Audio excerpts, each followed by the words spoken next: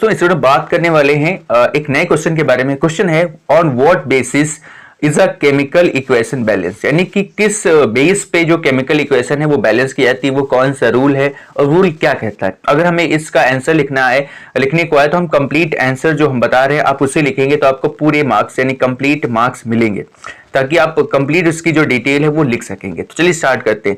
इसमें कहा गया है कि a chemical equation is balance on the basis of law of conservation of mass. अब आपसे पूछे कि कौन सा लॉ होता है, तो वो कौन सा कहें, law of conservation of mass.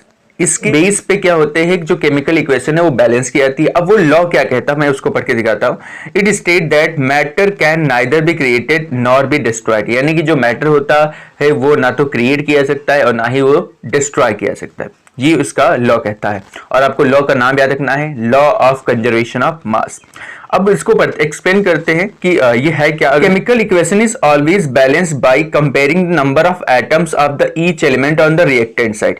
Reactant side और as well as product side, यानी कि प्रोडक्ट साइड और रिएक्टेंट साइड के जो एटम्स होते हैं हम उनको ध्यान में रख के क्या करते हैं, उसको बैलेंस करते हैं। जैसे कि यहाँ पे एग्जाम्पल के थ्रू आपको दिखाते हैं।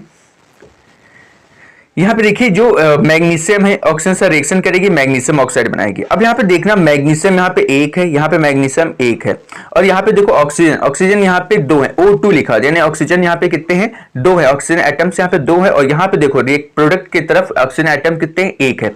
तो ये एक बैलेंस इक्वेशन नहीं है, यानी कि लॉ ऑफ कंजर्वेशन मास को फॉलो नहीं कर रही है। इसको और तरीके से पढ़ें तो number of atoms on the left hand side, in left hand side का है या फिर रिएक्टेंट साइड का है, बात वही होती है, should be equal to the right hand side, या फिर राइट हैंड साइड का है या फिर प्रोडक्ट, इन दोनों तरफ के एटम्स बराबर होने चाहिए। अच्छा, बराबर होने के लिए क्या करते हैं, हमें कोफिशिएंट से मल्टीप्लाई करना होता है। कोफिशिएंट्स क्या होते हैं, जो आगे नंबर यहाँ पे लिखे हुए, जैसे कि यहाँ पे 2 क्या हमारा कोफिशिएंट है, तो कोफिशिएंट से हम लोग मल्टीप्लाई करते हैं। तो यहाँ पे मैग्नीशियम देखो कितने हैं, 2 mg, और यहाँ पे देखो प्रोडक्ट में भी 2 mg, 2 मैग्नीशियम है।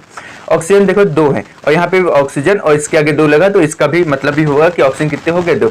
तो अब जो इक्वेशन है ये पूरी बैलेंस है और लॉ ऑफ कंजर्वेशन मास को ये फॉलो करती है। तो अगर आप कंप्लीट आंसर ये लिखेंगे तो आपको कंप्लीट मार्क्स मिलेंगे।